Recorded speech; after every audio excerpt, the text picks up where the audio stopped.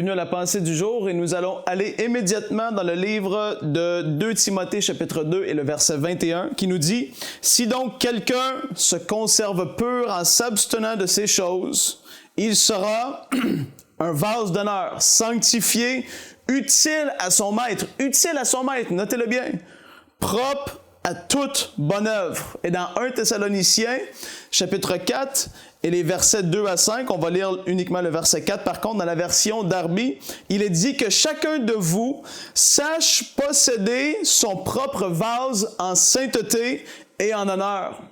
L'apôtre Paul, ici, dans les 2 lettres qu'il a écrites, fait référence à nous en tant que corps, en tant que personne, comme étant un vase. Et ça a attiré mon attention et c'est quelque chose qui est très important de comprendre. Il a dit qu'il y a des vases de bois et des vases d'honneur. Certains utiles, certains inutiles. Et là, c'est à nous de voir. La pensée s'appelle « Un frein à ta destinée ». Et j'aimerais qu'on puisse regarder parce qu'il y a un sujet qui n'est pas du tout abordé maintenant dans nos églises, ou en tout cas très très peu, tout dépendamment de où est-ce que vous allez, mais je l'entends de moins en moins parler, et surtout vis-à-vis de la jeunesse, et c'est le thème de la sanctification. C'est un mot qui est, comme je le répète, est de moins en moins dit. Lorsque j'écoute la télévision parfois américaine, les grandes églises ne toucheront plus nécessairement le mot de la sanctification parce qu'ils ne veulent pas faire peur aux gens, ainsi de suite. Mais l'apôtre Paul dit que c'est essentiel et nécessaire, et on va aller voir quelques différents aspects en ce qui concerne la sanctification. La première des choses que je veux qu'on voit ensemble, c'est, il y a beaucoup de gens qui vont se poser la question, mais combien de temps je dois être sanctifié? Combien de temps est-ce que ça dure? Est-ce qu'il y a une fin à cela? On va aller ensemble voir dans Philippiens, chapitre 1, le verset 6 pour débuter. Ça dit, « Je suis persuadé », encore là, c'est Paul qui écrit, que celui qui a commencé en vous cette bonne œuvre la rendra parfaite pour le jour de Jésus-Christ. Celui qui a commencé en vous cette bonne œuvre, ça parle de qui? Du Saint-Esprit, la nouvelle alliance, amen, le Saint-Esprit en nous. Il dit, il va la rendre parfaite pour le jour de Jésus-Christ. C'est-à-dire que c'est continuel. C'est notre vie entière est dans un processus. C'est une sanctification qui est progressive et qui n'est sans fin jusqu'au jour du Seigneur Jésus où est-ce qu'on va être face à face devant lui. Amen. La sanctification doit faire partie de la vie de chaque personne. Je tiens tellement à le dire parce que c'est évité, ce n'est pas prêché. Il y a des gens qui ont tellement de grands appels sur leur vie. Ils se sont fait prophétiser, ils se sont fait dire qu'ils allaient avoir un grand ministère, qu'il allait bien chanter, qu'il allait s'occuper possiblement des enfants dans leur église locale. Mais les gens, ils se disent, ça fait 1 an, je me suis fait dire ça, ça fait 2 ans, je me suis fait dire ça, ça fait 3 ans. Les années vont passer. Et qu'est-ce qui se produit? Il ne rentre jamais dans ces choses. Et je suis tellement convaincu que c'est dû à un manque, en tout cas en grande partie, de sanctification.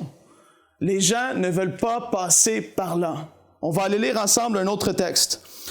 Regardez avec moi dans Jean 17, 17. Ça dit, « Sanctifie-les par ta vérité. » C'est Jésus qui priait. Il priait à Dieu le Père. Il dit, « Sanctifie-les par ta vérité.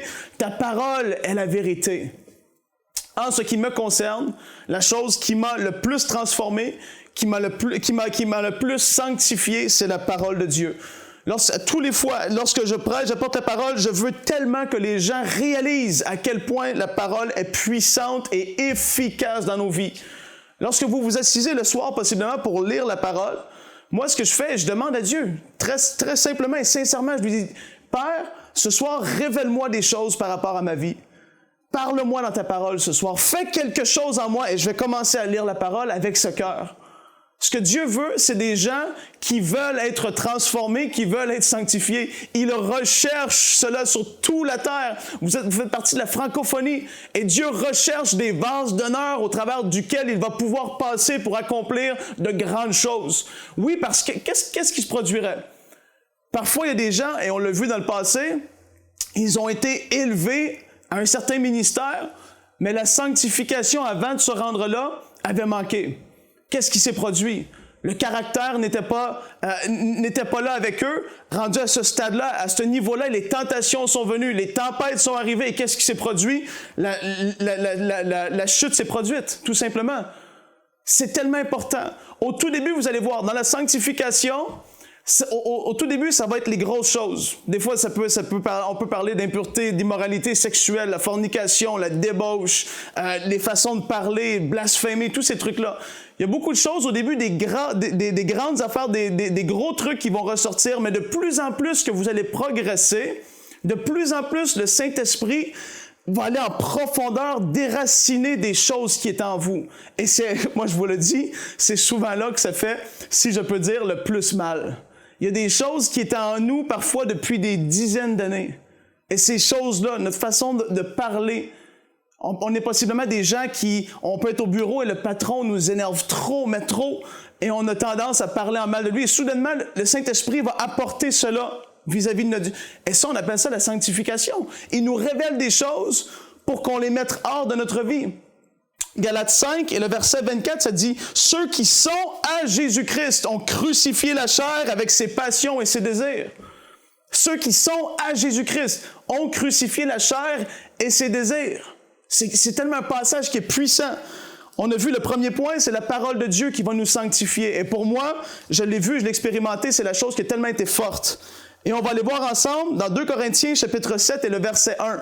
Ça dit « Ayant donc de telles promesses, bien-aimés, purifions-nous de toute souillure de la chair et de l'esprit, en achevant notre quoi? Sanctification dans la crainte de Dieu. » Qu'est-ce que c'est la crainte de Dieu? C'est un sujet qui est tellement bon. J'ai lu un livre puissant de John Bevere sur la crainte de Dieu.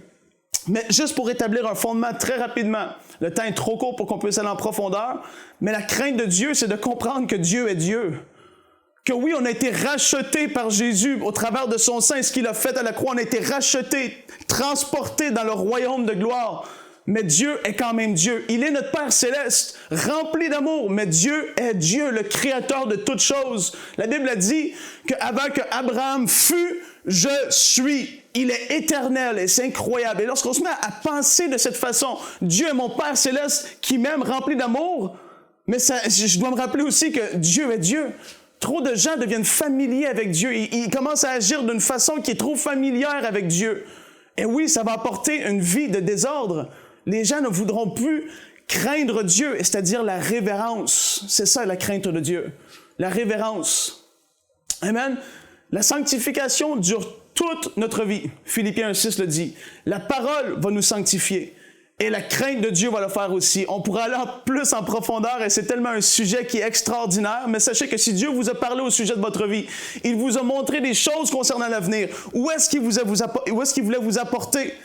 Et vous n'en êtes pas rendu, et pourtant ça semble tourner en rond, c'est possiblement dû à un manque de sanctification. Et possiblement le Saint-Esprit vous parle maintenant, à l'instant même. Et il est le temps de prendre ces décisions, de dire non, Dieu, tu m'as appelé à des choses. Je vais écraser ma chair et je vais foncer pour toi. Je veux être ce vase d'honneur utile à toute bonne œuvre parce qu'il y a tellement un grand besoin dans la francophonie. Père, je te remercie et je proclame que les personnes qui voient cette vidéo vont avancer de gloire en gloire. Et Père, cette sanctification va leur faire du bien. Ils vont être de plus en plus à l'image de Jésus, Père, et je t'en remercie au nom de Jésus. Amen. Pour aller plus en profondeur, vous pouvez lire et télécharger la version complète de cette pensée du jour sur le site enseigne-moi.com.